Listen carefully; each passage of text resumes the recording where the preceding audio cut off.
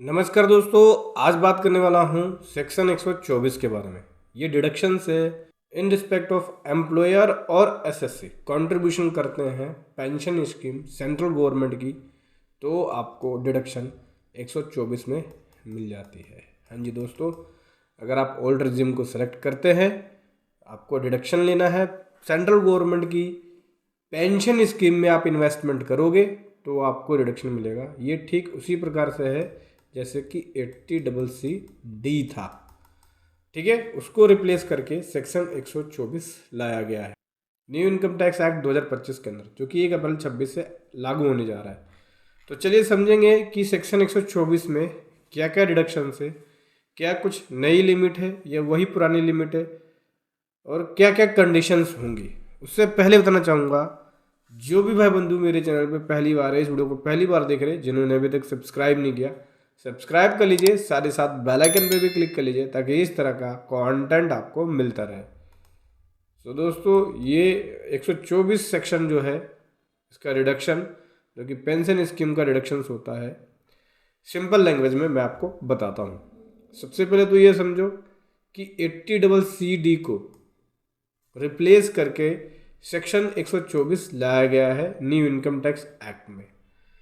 Deductions किसका मिलेगा? Employer contribution deduction. अगर एम्प्लॉयर आपकी मनी को डिपॉजिट करा रहा है पेंशन अकाउंट में, तो उसका आप डिडक्शन क्लेम कर सकते हो। हाँ जी दोस्तों, मैक्सिमम डिडक्शन सैलरी का 14%। एम्प्लॉयर टाइप क्या है? स्टेट गवर्नमेंट या सेंट्रल गवर्नमेंट, ये दोनों ही। अगर पेंशन स्कीम के अंदर सेंट्रल गवर्नमेंट की जो पेंशन स्कीम है, उसके अंदर आपकी सैलरी का कुछ पार्ट डिपॉजिट करा रही है, तो आप सेक्शन 124 में डिडक्शंस क्लेम कर सकते हो। सो मैक्सिमम डिडक्शन जो मिलेगा, अगर आप इन्वेस्टमेंट करते भी हो तो सैलरी का 14%, अगर एम्प्लॉयर सेंट्रल गवर्नमेंट या स्टेट गवर्नमेंट होता है तो, यानी जहाँ से आपका सैलरी मिलती है। अगर आप गवर्नमेंट एम्प्लॉय है, सेंट्रल गवर्नमेंट है या स्टेट गवर्नमेंट है, तो मैक्सिमम 14% सैलरी का मिल जाएगा रिडक्शन। प्राइवेट एम्प्लॉयर है या अदर एम्प्लॉयर है, तो उस केस में 10% मिलेगा सैलरी का आपको डिडक्शंस, ठीक है। यहाँ पे एम्प्लॉयर का मतलब हो गया कंपनी, जहाँ से आप सैलरी रिसीव करते हो। गवर्नमेंट के केस में गवर्नमेंट हो गया, चाहे वो सेंट्रल गवर्नमेंट हो या स्टेट गवर्नमेंट हो, ठीक है।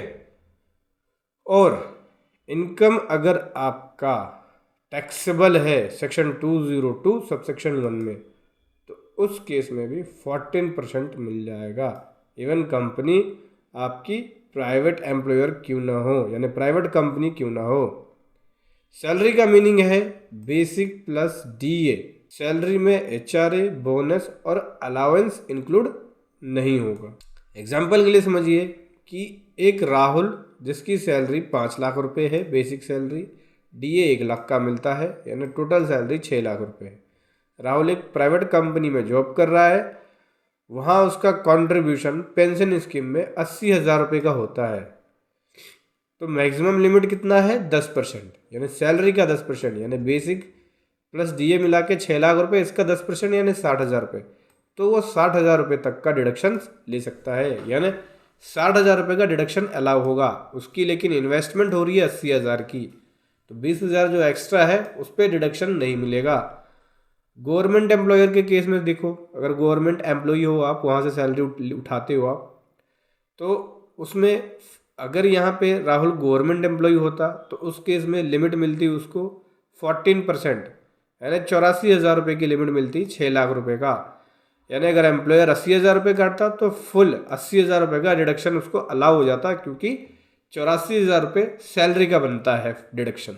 अगर एम्प्लॉइज सेल्फ खुद कंट्रीब्यूशन कर रहा है, डिडक्शन की खुद कंट्रीब्यूशन कर रहा है पेंशन स्कीम में, मनी डिपॉजिट कर रहा है, खुद से ही डिपॉजिट करा रहा है वो, तो मैक्सिमम डिडक्शन 50,000 रुपये मिल जाएगा। जैसे कि एनपीएस में आप करते थे, ठीक है, तो उसमें 50,000 के डिडक्शन अलाउ था, तो ऐसे ही सेम इसमें भी है। अगर आप एनपीएस अकाउंट में नेशनल पेंशन स्कीम जो है उसके अंदर आप जमा करा रहे हो, 70,000 रुपये डिपॉजिट कराओगे, तो 50,000 रुपये का डिडक्शन आपको अलाउ हो जाएगा न्यू स्कीम में। कंट्रीब्यूशन माइनर चाइल्ड का हो रहा है, सेल्फ प्लस चाइल्ड दोनों का कर रहे हो आप, तो भी 50,000 रुपये का रिडक्शन मिलेगा। माइनर चाइल्ड है उसका भी कंट्रीब्यूशन कर रहे हो आप, अपना खुद का भी कर रहे हो, तो दोनों का मिला के आपको 50 ही मिलेगा, मतलब 50 की लिमिट है। सेल्फ डिपॉजिट कर रहे हो 30,000, चिल्ड्रन का डिपॉजिट कर रहे हो 40,000, तो टोटल 70,000 डिपॉजिट कर रहे हो आप एनपीएस में, तो केवल 50,000 ही अलाउ होगा। डबल डिडक्शन अलाउ नहीं होगा। अगर कोई डिडक्शन क्लेम कर रखा है आपने 123 में, उसको दोबारा आप 124 में सेम मनी पे डिडक्शन क्लेम नहीं कर सकते, यानी सेम डिडक्शन क्लेम नहीं कर सकते। 123 में अगर कोई आपने डिडक्शन क्लेम कर रखा है तो 124 में कोई डिडक्शन क्लेम नहीं कर सकते। 123 पहले 80C था, अब 123 बन गया है, ठीक है। तो कहने का मतलब ये कहना चाह रहे हैं कि भैया अगर कोई 80C में डिडक्शन क्लेम कर लिया, यानी सेक्शन 123 में कोई डिडक्शन क्लेम कर लिया, तो 124 में उसका डिडक्शन आप क्लेम नहीं कर सकते। पेंशन अकाउंट टैक्सेबल कब बन जाएगी?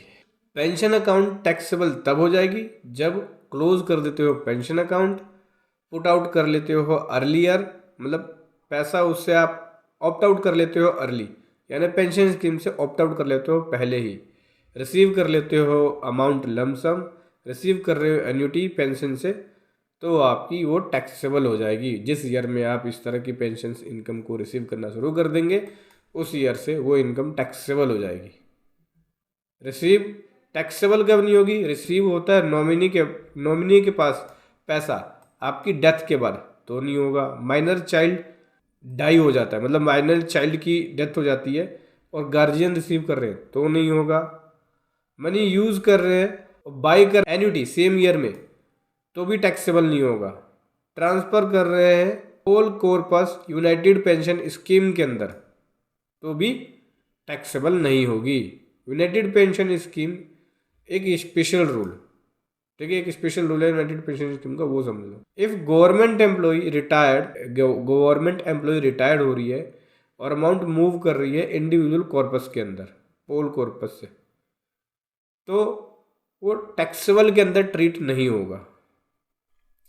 समझ में आया? तो ओवरऑल समरी बताऊं तो एम्प्लॉयर प्राइवेट है, प्राइवेट एम्प्लॉय यानी कंपनी आपकी पेंशन स्कीम में डिपॉजिट करा रही है, आपकी सैलरी से अमाउंट काट के कंट्रीब्यूशन कर रही है, कंपनी जमा करा रही है आपकी सैलरी से, तो 10% का आपको डिडक्शन मिलेगा। गवर्नमेंट एम्प्लॉय की केस में 14% का मिल जाएगा, और खुद से ही करा रहे हो पेंशन स्कीम में जमा, तो 50,000 रुपये की लिमिट है। माइनर चाइल्ड कंट्रीब्यूशन को मिला के भी 50,000 की लिमिट है। पहले अगर विड्रॉ कर लेते हो स्कीम जो है उस स्कीम के टाइम से पहले ही, तो आपकी वो इनकम टैक्सेबल हो जाएगी। डेथ के बाद अगर बेनिफिट निकालते हो तो नॉट टैक्सेबल रहेगा। समझ में आया दोस्तों? तो 80CCD को रिमूव करके सेक्शन 124 लाया गया है, जहाँ पे अगर आप एनपीएस पेंशन फंड स्कीम के अंदर इन्वेस्टमेंट करते हो तो 50,000 तक की आपको डिडक्शन से मिल जाती है। सेल्फ करते हो तो कंपनी करेगी तो 10% का, और गवर्नमेंट एम्प्लॉय है यानी गवर्नमेंट करेगी यानी सरकार करेगी तो 14% का आपको डिडक्शन मिलेगा। वीडियो कैसी लगी जरूर बताएं। Thank you so much. जय हिंद, वंदे मातरम।